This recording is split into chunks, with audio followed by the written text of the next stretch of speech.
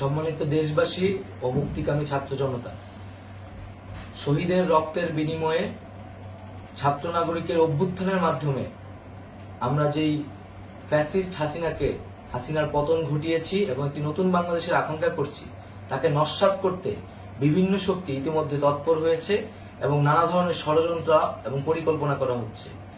আমরা মুক্তিকামী ছাত্র জনতার পক্ষ থেকে স্পষ্টভাবে বলতে চাচ্ছি যে এই বাংলাদেশকে ফ্যাসিবাদী রেজিম থেকে মুক্ত করার জন্য এবং একটি নতুন বাংলাদেশ, জনগণের বাংলাদেশ প্রতিষ্ঠার জন্য সকল ধরনের ষড়যন্ত্রকে নস্যাৎ করার জন্য, প্রতিহত করার জন্য বাংলাদেশের ছাত্র জনতা কিন্তু সদা প্রস্তুত রয়েছে।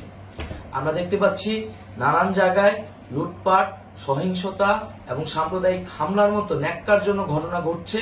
আমরা এর তীব্র নিন্দা জানাচ্ছি এবং আমরা মুক্তিকামী ছাত্র জনতার প্রতি আহ্বান জানাচ্ছি যে এই ধরনের ঘটনাকে প্রতিহত করার জন্য আমাদেরকে প্রস্তুত থাকতে হবে, আমাদেরকে দায়িত্ব নিতে হবে। কেউ যাতে এই আন্দোলনকে নস্যাৎ করার জন্য এই ধরনের ঘটনা ঘটানোর সুযোগ না পায়, সেদিকে আমাদের সদা সতর্ক থাকতে হবে।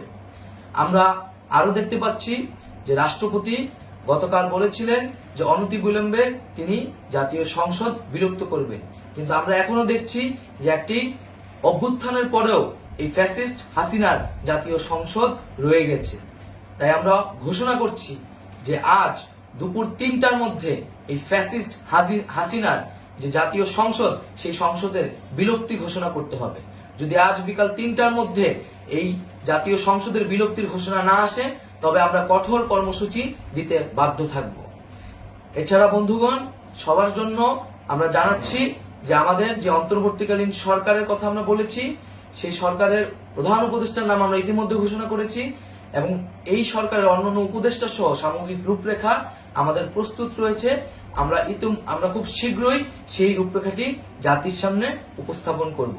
আমরা বাংলাদেশে স্থিতিশীলতা চাচ্ছি, সমাজে ন্যায় বিচার চাচ্ছি, সেজন্য কার্যকর পদক্ষেপ নিতে হবে এবং তার প্রথম পদক্ষেপটি হতে হবে এই জাতীয় সংসদ ভেঙে দেওয়া।